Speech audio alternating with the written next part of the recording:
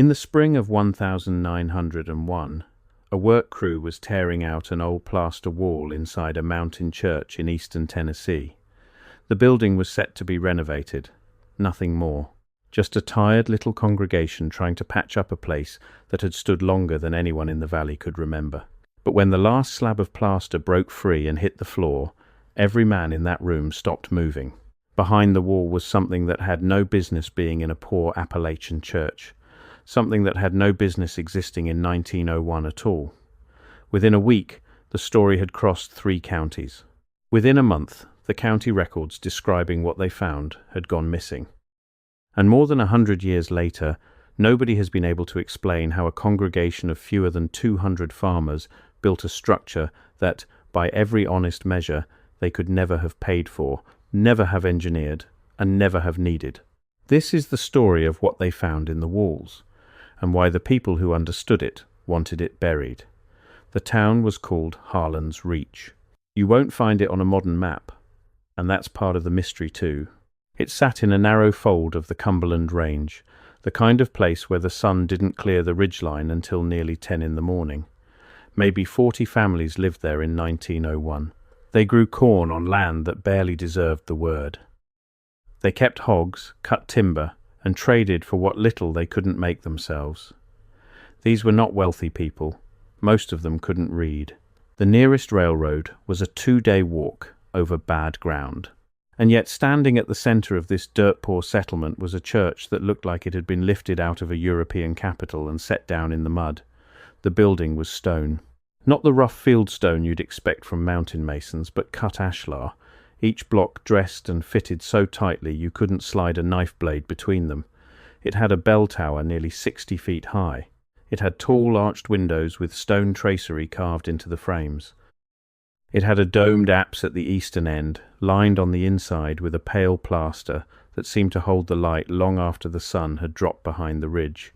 Visitors who saw it for the first time often assumed it was 50 or 60 years old at the very least. The congregation itself said their grandfathers had found it that way, already standing, already old. They had simply moved in and started holding services. Think about that for a second. A building nobody remembered building. In a town too poor and too small to have ever built it, the men renovating it in 1901 weren't thinking about any of this. They were replacing rotted plaster along the north wall of the nave, the damp side, where moisture had crept in over the decades. The foreman was a local named Elias Boone, and it was Boone who swung the bar that opened the cavity. Behind the plaster, where there should have been solid stone or empty timber framing, there was a hollow space, a room, a sealed chamber, the width of a closet, and the height of a man, plastered shut and hidden so completely that the congregation had worshipped 6 feet away from it for 3 generations without ever knowing it was there. And inside that chamber were 3 things that started the whole nightmare. The first thing was copper. Bright, unweathered copper, run in careful lines up the inside of the wall and disappearing into the ceiling. Not a few scraps. A network. Thin rods and flat ribbons of the metal, joined at the corners, following the geometry of the room as if the whole structure had been wired for something. In 1901, in a town with no electricity, no telegraph, and no earthly use for a copper grid, this made no sense at all. Rural Appalachia wouldn't see the electric grid for another 40 years. So what was the copper for? And who had installed it inside a church wall, then plastered over it so carefully that no one would ever see? But the copper was just the beginning. The second thing was a wooden box, sealed with wax, containing a stack of papers. Ledgers. Construction accounts written in a careful, trained hand, listing materials, wages, and dates. And here is where the story tips from strange into impossible. Because the dates on those ledgers didn't match the town, according to the papers in that box, the church had been raised in a single building season by a workforce of over 400 skilled men. Masons, glaziers, metalworkers, engineers, 400 tradesmen, in a valley that had never held more than a couple hundred souls total. The ledgers listed payments in gold, not the scrip and barter that mountain people actually lived on. They referenced quarries and foundries by names nobody in Harlan's Reach recognized, and the total cost, converted into $1,901, ran to a figure that would have bankrupted the entire county twice over. Somebody had spent a fortune to build a cathedral in the middle of nowhere. They staffed it with an army of experts who left no other trace in the region. They wired it with copper for a purpose no one could name, and then they walked away and let a handful of subsistence farmers inherit the whole thing. Who does that, and why? Boone told his son years later that the thing which unsettled him most wasn't the copper, and it wasn't the gold figures in the ledgers. It was how deliberate the hiding had been. Whoever sealed that chamber hadn't rushed the job. They had plastered it flush, matched the surface to the surrounding wall, and left no seam a man could find by running his hand across it. They wanted it gone. Not lost, not forgotten. Gone. And you do not go to the trouble to hide an ordinary church renovation. The third thing in the chamber was the hardest to explain of all. It was a single sheet of heavy paper, almost like vellum, and on it was a drawing. An architectural elevation of the church, precise and professional, the kind of plan that takes a trained draftsman weeks to produce. But the drawing showed details the finished building didn't have. It showed the copper grid, labelled. It showed the dome as part of a larger system, with lines running from the apse down into the foundation and out, past the edge of the paper, towards something that was never completed or was deliberately removed. And in the corner, where an architect signs his work, there was a date more than 60 years before the town of Harlan's Reach was even supposed to have existed.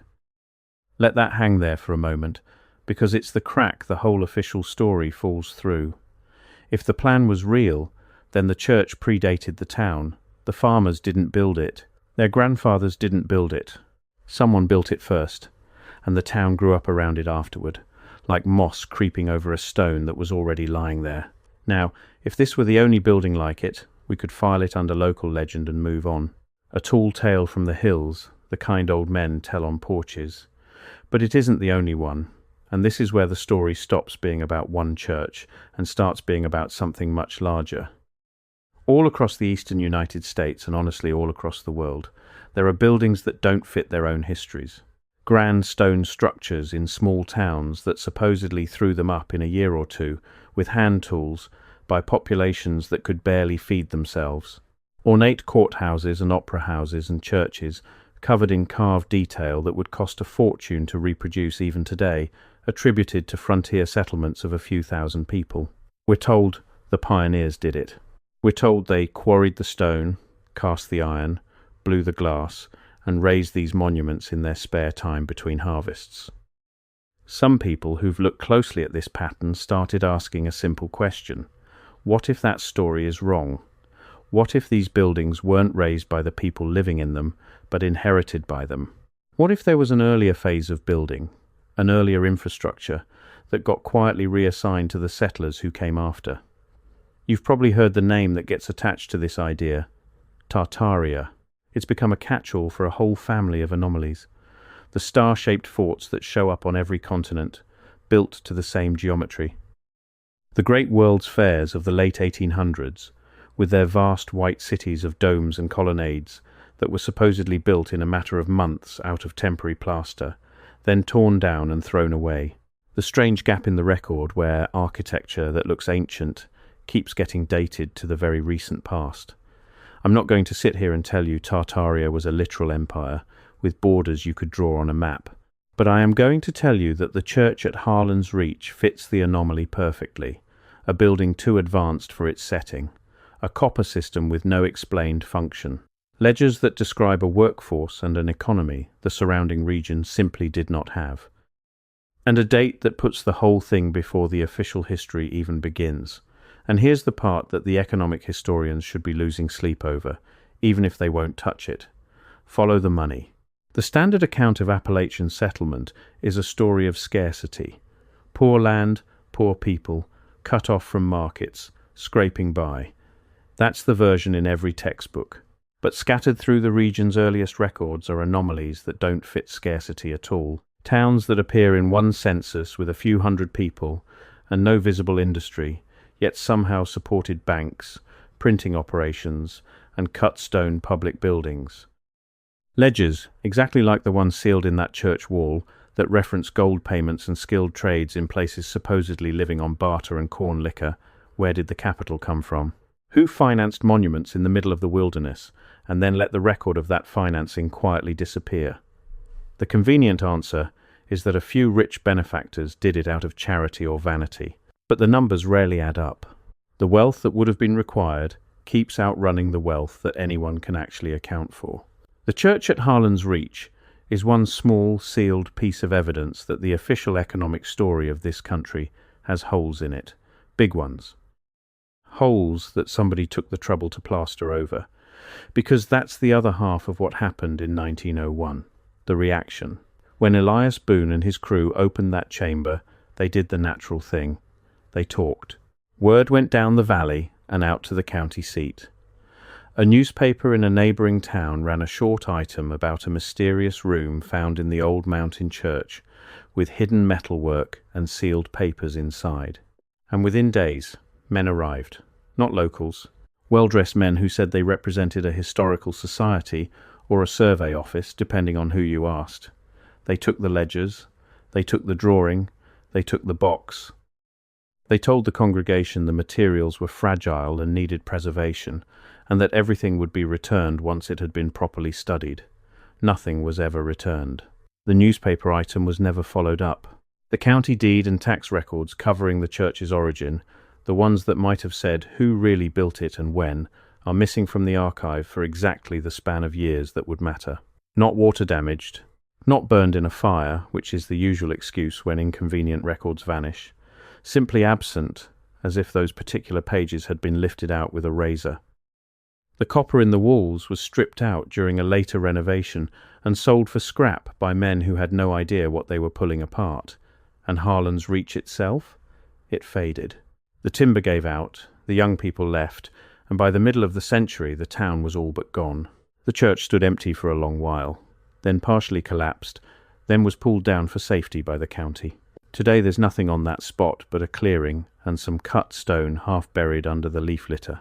You could walk right across the foundation of one of the strangest buildings in American history and never know it was under your boots. So what do we actually make of all this? You can take the comfortable path. You can say the ledgers were a forgery. The copper was some forgotten Victorian experiment. The drawing was simply mislabeled. And the vanished records are nothing more than the ordinary carelessness of small-town bureaucracy. Maybe.